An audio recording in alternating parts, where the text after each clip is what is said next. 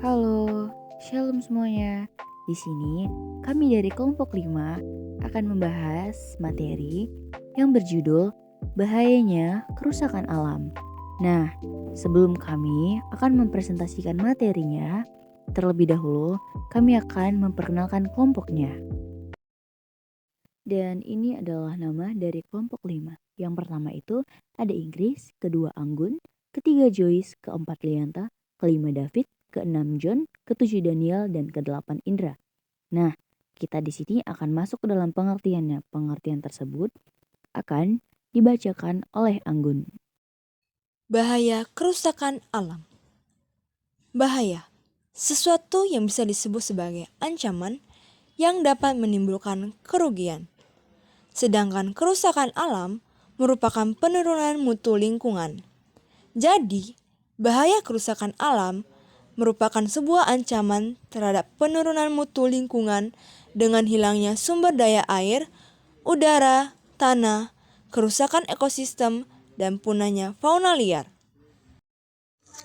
Faktor manusia atau perilaku manusia contohnya seperti yang pertama, membuang sampah sembarangan yang mengakibatkan banjir pada musim penghujan. Yang kedua, limbah industri yang dibuang sembarangan. Yang ketiga, menebang hutan secara liar dan tidak melakukan reboisasi. Dampak kerusakan alam. Yang pertama itu sering terjadinya banjir, kedua adanya global warming atau pemanasan global, ketiga terjadinya kebakaran hutan, keempat tanah longsor. Manusia adalah ciptaan Allah dengan kodrat sosial. Maka sebagai umat Allah, manusia dapat melakukan relasi terbaik, termasuk membangun hubungan dengan seluruh ciptaan Tuhan serta merawatnya dalam kerjasama yang kuat bersama ciptaan Tuhan yang lain. Selanjutnya, kita masuk kepada ayat Alkitab, yang dimana isinya itu berhubungan dengan tema kita, yaitu bahaya kerusakan alam. Yang tertulis pada Kejadian 1 ayat 1-31. Di dalam ayat Alkitab ini mencakup penciptaan dunia dalam 6 hari, di mana Tuhan menciptakan langit, bumi, tumbuhan, hewan, dan manusia. Di dalam ayat Alkitab ini, kita mendapat dua hal yang harus diperhatikan, yang harus menjadi tanggung jawab manusia untuk mengerjakannya. Yang pertama adalah Allah menciptakan alam semesta dengan segala kelengkapannya.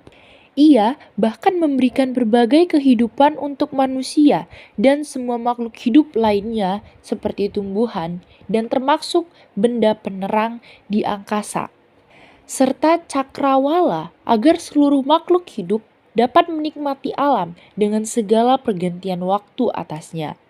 Hal yang kedua adalah Allah menghadirkan manusia dengan segala keistimewaan, terutama keistimewaan perawatan melalui kuasa yang diberikan kepada manusia, yang artinya bahwa manusia mendapat mandat dari Allah untuk melakukan perawatan itu dalam kerangka penata layanan, sehingga bumi terpelihara dengan baik dan setiap makhluk hidup memiliki hubungan saling ketergantungan dan saling membutuhkan.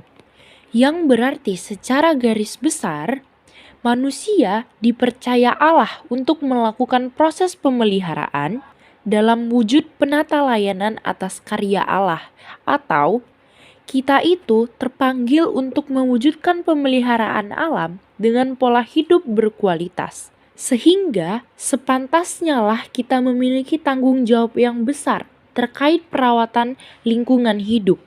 Bukan hanya sekedar memanfaatkannya saja dan mengeksploitasinya saja, melainkan juga melakukan perawatan agar lingkungan karya Allah memberi dampak bagi kemanusiaan yang positif kepada seluruh makhluk hidup yang telah Tuhan cipta.